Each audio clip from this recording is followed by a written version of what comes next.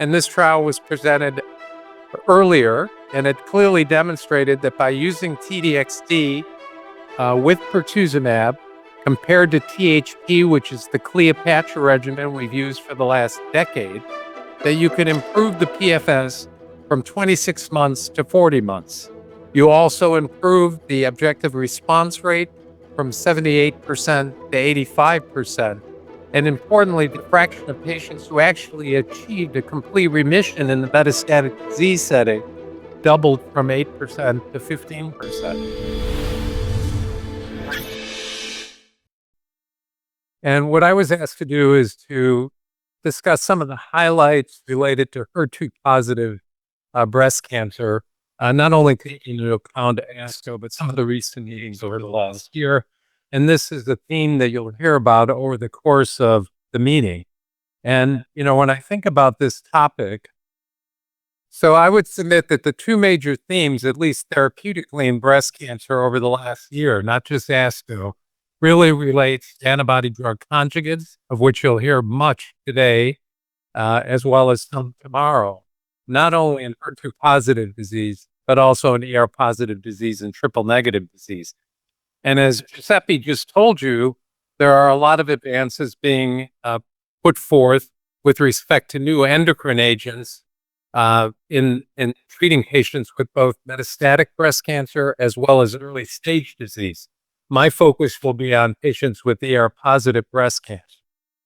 So in the last year, trastuzumab deruxtecan has been one of the major drugs, and this is not an advertising for trastuzumab deruxtecan, because you're going to hear about several other antibody drug conjugates over the next day. But at ASCO this year, and then preceded by ESMO earlier in the year, we heard about results in early stage breast cancer preoperatively as well as postoperatively. That is the DB05 and the DB11 trial, showing the efficacy of adding this drug. And then also information about its use in the metastatic disease setting as a first-line therapy. So its utility has expanded greatly. Now, when we think about patients who get preoperative chemotherapy, HER2-directed therapy, we usually think about whether or not they get a PCR. And we know that patients who don't get a PCR are at elevated risk of developing disease recurrence downstream. And as a result, we try to improve the PCR rate with the hope that that's going to translate into an improvement in event-free survival. So the Catherine study, which is of historical interest, looked at patients with residual disease, and they were either going to receive the standard at the time trastuzumab or the first antibody drug conjugate we had available, which was T-DM1. And as you know, that trial clearly demonstrated that using an antibody drug conjugate over trastuzumab with long-term follow-up significantly improved the disease-free survival and ultimately improved overall survival. So this became the standard that we've used for many years. Anybody who gets preoperative HER2-directed therapy will get T-DM1 if they have residual disease. As we evolved with the use of antibody drug conjugates, one of the obvious questions was, could we do better than what TDM does in terms of reducing the risk of recurrence? And that led to the Destiny B05 trial. And this is a trial, importantly, when you look on the left-hand side of the slide, are patients with very high-risk disease. These were patients with either big tumors or a large nodal burden, and they underwent preoperative HER2-directed therapy. And if they had residual disease, they were randomized between T-DXd, trastuzumab deruxtecan, or T-DM1, which was the standard at the time. And again, the duration of therapy after surgery was 14 cycles. And what that trial demonstrated, and was updated at ASCO, was that there was an additional clinically relevant and statistically significant reduction in the odds of the disease coming back, in absolute terms about 9%, representing a further 50% reduction in the odds of an event happening.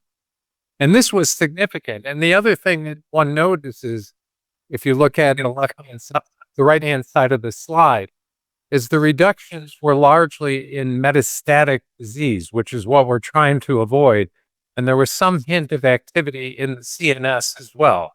So with longer term follow-up, we're not only hoping to reduce systemic recurrences, but even specifically to see if we have an effect in the brain, which is a major problem with HER2-directed breast cancer. One of the issues that has been evident since we first started using T-DXd, trastuzumab deruxtecan, is there are a small fraction of patients who will develop interstitial lung disease. And this can be prohibitive, resulting in us having to discontinue the drug. And in very rare cases, patients can actually die from ILD. So when we use it in a curative setting, we want to be confident that we're not causing more harm than good. And Michael Lynch from Germany presented data on the DB05 trial looking at the incidence of either radiation pneumonitis or interstitial lung disease. And patients postoperatively could either get concurrent or sequential use of T-DXd with radiation therapy. And if you scan this slide, and I would have you look at the adjudicated drug-related ILD on the left, because it's much the same as what you're seeing on the right, most of the incidence of ILD is a very low grade. And it didn't make any difference whether you're getting it with the radiation or sequentially. So the bottom line is it appeared to be safe with relatively few patients experiencing severe ILD, which would have necessitated discontinuing the T-DXd. And this is in a more granular way looking at that data, showing that compared to TDM1, there was a bit more in the way of drug-related ILD, not surprising. But in terms of second events, because you had to stop the T-DXd until the ILD resolved, and then you could reintroduce it, particularly if they had grade 1 ILD. Again, the number of patients who experienced the second event was very, very small. So this reassures us as clinicians that using T-DXd in a curative setting is generally safe. It still is important that we think about this side effect because rare patients can have a very severe outcome, and actually a few patients can die. But for the most part, it is well tolerated, and you're able to continue through the course of therapy. Now, there are still open questions about using T-DXd postoperatively in patients with residual disease. And I would submit that not all patients should get it. Keep in mind, in this trial, these were very high-risk patients. They had big tumors, lots of nodes. They were at a much higher risk of developing recurrent disease. So we have to figure out who really needs it. The other issue is, of course, when we think about, and I'll talk about this in a few minutes, in patients who are both HER2 positive and ER positive, when we were using the old Cleopatra regimen with the taxane, trastuzumab, and pertuzumab, we would stop the chemotherapy, and if they were ER positive, we could start anti-hormone therapy, and in an effort to optimize endocrine therapy, we could add a CD4/6 inhibitor. You can't do that with T-DXd because of overlapping toxicities, so it begs the question of how do we optimize endocrine therapy? And of course, we know that when you're on T-DXd for an extended period of time, you also experience, or many patients experience, significant fatigue as well as other side effects. So it also raises the question of whether you need all 14 cycles. Now, as we transition to thinking about not postoperative residual disease, but how can we improve the PCR rate neoadjuvantly? In the United States and in many other parts of the world, we've tried to get away from the use of anthracyclines. We've focused on the use of a non-anthracycline-based regimen. TCHP with carboplatin as the C is widely used, along with trastuzumab and pertuzumab. But there has been concern that that adds toxicity, and you actually need the carboplatin. So one of the trials presented in the last year is the NeoCARP trial that actually compared a non-platinum-based neoadjuvant regimen, THP, to TCHP, and the clinical features of all the patients were very similar as you scan this slide. And the bottom line is it didn't make any difference if you added carboplatin or not. The PCR rate is exactly the same. And whether you were ER positive or ER negative, the fraction of patients experiencing a PCR was identical. So you don't need the carboplatin, and THP is probably sufficient. Which is the segue to the Destiny D11 trial, yet another trial with T-DXd, which was presented looking at the use of T-DXd in a preoperative setting. I'll note that this is a 3-arm trial, but the third arm, T-DXd at the bottom, was discontinued by the IDMC because the efficacy in terms of PCR rate was much less than the other 2 arms. So the comparison is between T-DXd for 4 cycles in sequence with THP, no anthracycline, or what might have been viewed at one time as a standard, AC followed by T with concurrent HT. And I just told you we're trying to get away from anthracycline. So one of the criticisms of this trial is it is an anthracycline-based regimen, which isn't really what we do today. But nonetheless, it was a comparison between T-DXd THP versus AC THP. And what was demonstrated in this trial is that there was a significant improvement in the PCR rate. The absolute difference was 11%, and that was demonstrated both in ER negative as well as ER positive patients. And the fraction of patients who had an RCD score at surgery of 0 to 1 was greater if you got T-DXd. So you can increase the PCR rate, no evidence of disease.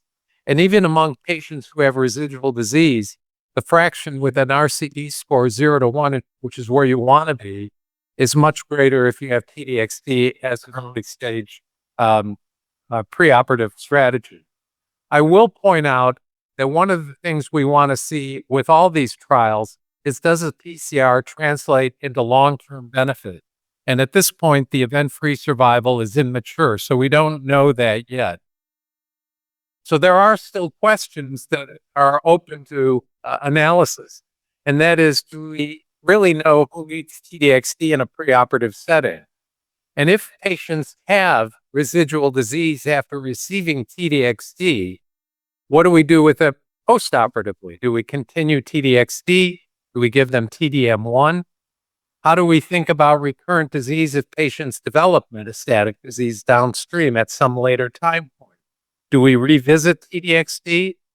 And how do we take into account the toxicity profile of using this regimen, which is known to have certain side effects, including ILD? And ultimately, we want to show that by increasing the PCR rate, we decrease the number of recurrences and hopefully the number of CNS recurrences. Now, the FDA has approved the indication for both preoperative and postoperative use of T-DXd. And I was asked by Ning and Charles to sort of make a couple of comments about the NCCN process as an example of how we make decisions.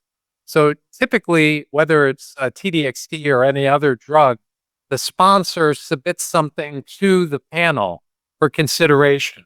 And they submitted both the DB05 and the DB11 trial for consideration and inclusion in the NCCN guidelines.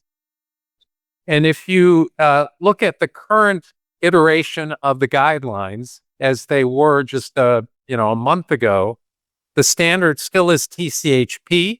There's no mention of T-DXd. We have, under certain circumstances, you could do other things, including an anthracycline-based regimen, although it's not preferred. There is no T-DXd there either. Similarly, for the preoperative use of T-DXd, the sponsor submitted the same recommendation to the panel that it should be included. And again, we had in the guidelines that under certain circumstances, this could be considered. So it's been there for a while. What we do when we convene is we look at the data. So it's not a rubber stamp, so to speak, where somebody submits something and we say, okay, we have a long discussion. We did this about a week ago. Dr. Rugo was involved with this as well, where we discuss the data and then we vote. The entire panel votes on whether there should be inclusion of these considerations into the guidelines. And based on the vote, you can see that the next iteration of the guidelines will include the use of preoperative T-DXd based on the Destiny trial. Additionally, we highlight in the footnotes, which are hard to see, but nonetheless, we put the specific characteristics of the patients that should be included. So it's not a blanket statement that everybody should get this approach. All right, so let's move on to metastatic disease very quickly. And again, T-DXd is there as well in DB09. And this trial was presented earlier, and it clearly demonstrated that by using T-DXd with pertuzumab compared to THP, which is the Cleopatra regimen we've used for the last decade, that you could improve the PFS from 26 months to 40 months. You also improve the objective response rate from 78% to 85%. And importantly, the fraction of patients who actually achieved a complete remission in the metastatic disease setting doubled from 8% to 15%. So it was pretty clear that that was effective. And the third arm has not yet been reported, which is the top arm with T-DXd alone, as this is an event-driven analysis and there weren't enough events. One of the questions in the metastatic disease setting is how are you affecting how patients feel? And if you look at the PRO patient-reported outcome analysis that has been reported with T-DXd and pertuzumab versus THP alone, it looks pretty much the same. So the pros are very supportive of using T-DXd as a treatment in metastatic disease, even as a first-line approach, that most patients do okay, and the side effects they're experiencing are generally low grade, and even over a long course of therapy, they're not accumulating greater toxicity. One of the interesting presentations at ASCO is illustrated here, and this was the depth of the response that patients achieve getting this treatment in the metastatic disease setting. So obviously, if you get a CR, that's great. But what if you get something less than a CR, partial response? How deep is the partial response? And this was evaluated and presented by Dr. Park. And what was demonstrated by this is if the partial response is quite deep, between 80 and 100%, not quite a CR, patients stay on treatment for a longer period of time. The duration of the response is better. So it speaks to the fact that even if you're not getting a CR, by continuing therapy for a longer duration of time, the depth of the partial response translates into clinical outcomes. And this is also now part of the guidelines that can be considered based on the results of the DB09 trial.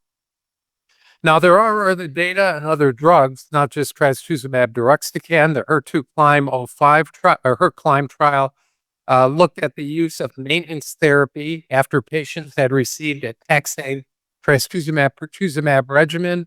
And once the chemotherapy fell away, patients would typically continue on HP.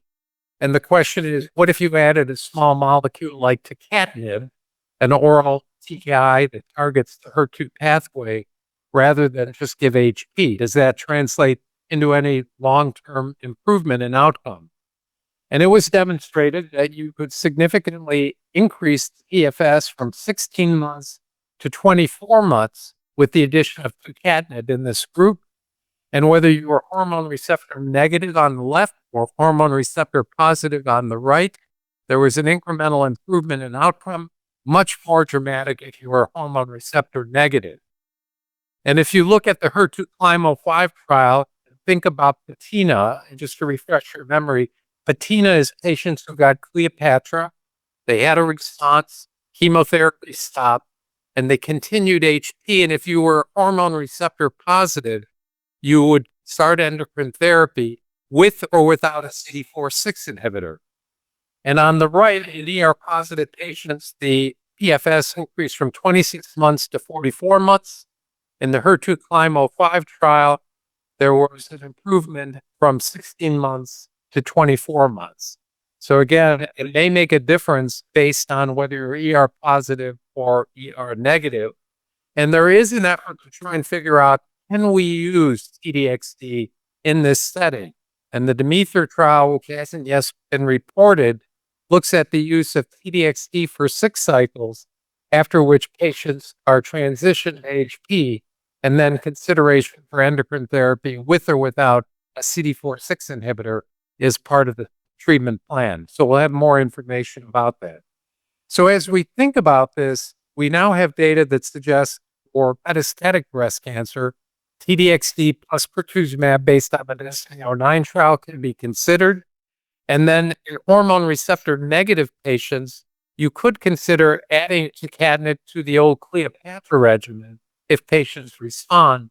And if they're hormone receptor positive, again, we could base our decision-making on patina with the addition of a CDK4/6 inhibitor, palbociclib, to endocrine therapy. So there are still questions that are open. I touched on some of these, and that is, what do we do with recurrent disease after neoadjuvant or adjuvant therapy? Can patients get T-DXd again? Can we balance the efficacy against the toxicity?